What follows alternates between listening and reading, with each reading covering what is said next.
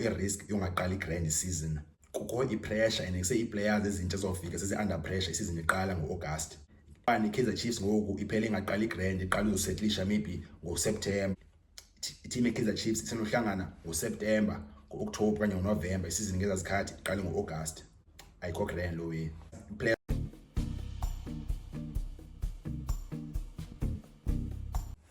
Majita, welcome back to the channel bafethu. Igama lami nguseko ngoFootball SA lona. Kaizer Chiefs bafethu izaba grand egqibeleni apha kule season. Le coach izawuphela iba grand. I know a good coach when I see a good coach. But bafethu apha kule video namhlanje ndichaza 5 reasons Kaizer Chiefs ifailile kule transfer window.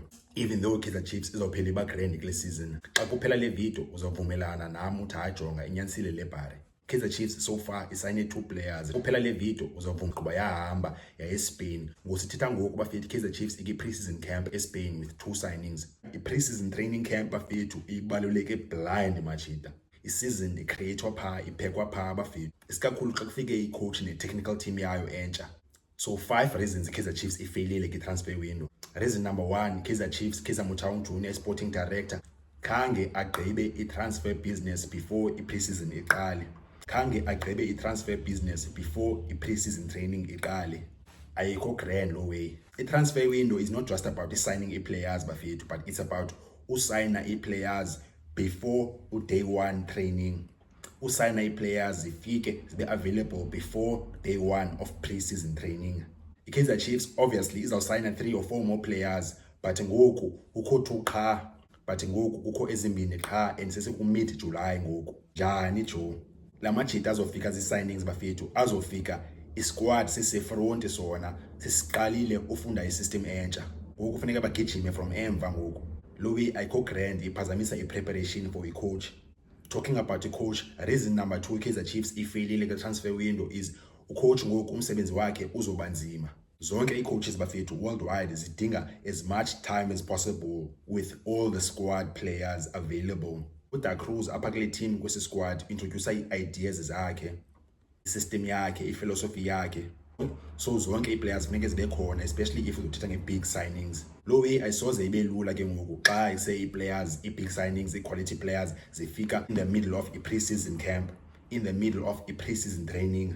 I-coach ngoku instead of uba onke amajita esquadini mawapheke as i-group, ngoku bazaba ne-individual programs ngoku for different players ezifikayo. Ayikho grand lo way.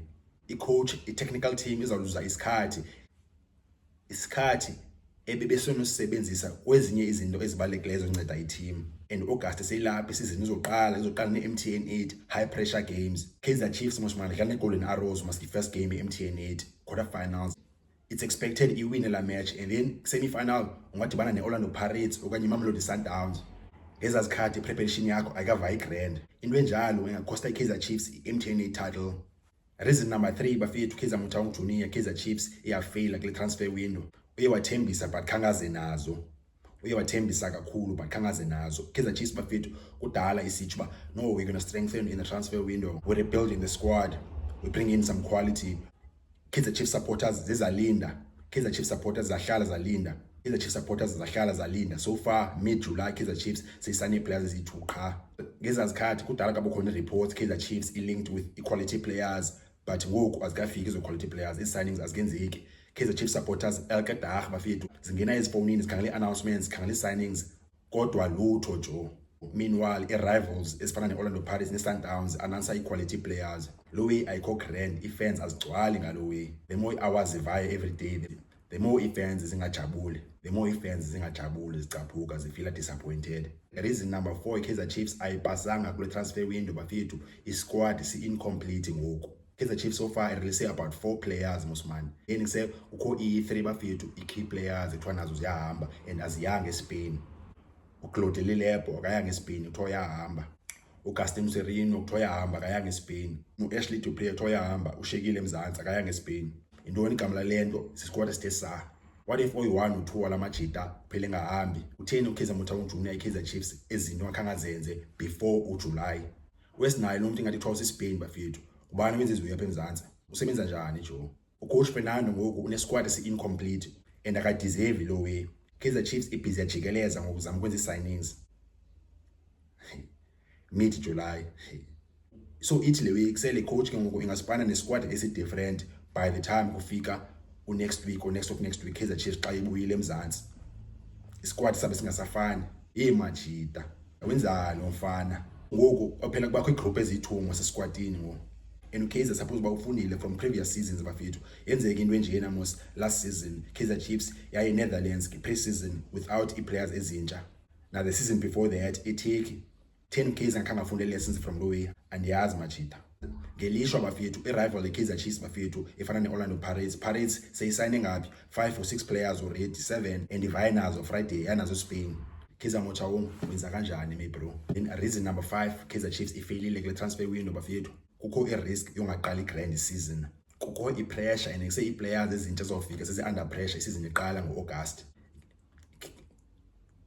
Kuthiwani Kaizer Chiefs ngoku iphele ingaqala i-grand iqala uzosettlisha maybe ngoSeptember. Team Kaizer Chiefs isenohlangana ngoSeptember, ngo-October kanye ngoNovember isizini ngeza zikhathi iqale ngo-August. Ayikho grand lo way. Players ezintsha sinokudinga isikhathi so-adapter. Ngeza zikhathi Kaizer Chiefs i-busy season idlala i-crucial games ngo-August. Ebholeni kudala kathiwa by first 10 games isizini iseta itone. I-first 10 games isizini iseta itone. Even the first 10 games isizini iseta itone. Kuthiwa after 10 games i-table uyayibona uba okay ngoMeyi xa kuphela isizini iziteam ngoku uzibonayo ngoku ziyi-top 5 after 10 games izoba zizo ekugqibeleni kwesizini ezoba phakathi top 5. Njengomzekelo nje omncane lo ocacisa uba kubaluleke kanjani uqala grand season. Le late squad management kaKaizer Motaung Junior isinodelaya i-progress ye-team. I-pre-season bafethu kulapho iphekwa khona i-season. So bafethu nazo i-reason eziyi-5 Kaizer Chiefs ifailile kule transfer window. But ithemba liphele lonke bafethu Kaizer Chiefs I believe ba isenophinde ba grand ekugqibeleni kule season. But ekugqibeleni Kaizer Chiefs niyithembile ba izoba grand esikhathini but le way yenzekileyo ayikho grand. Kaizer Motaung Junior ingaphinde yenzeke le way. Kaizer Motaung Junior funeka improve bafethu ingenzeki le way in future transfer windows. Or kanjani bafethu? Anicinga ntoni na bafethu? Masincole comments bafethu. Ngicela ngale support i-channel bafethu ngo like no subscribe. At the same time bafethu isizini August kuyafika Majida. Ningalahleki ihlala pa football SA bafethu. Zabe senza i-match previews ne-reactions ezinsweni bafethu from isizini eqale until iyophela Majida. Apha ku-football SA siyibukela grand disc bafethu. Sibukela i-disc sidakwe kakhulu sinqobe shades bafethu. Sibukela grand disc asibukeli sigqitha TV ni apha. Moja bafethu.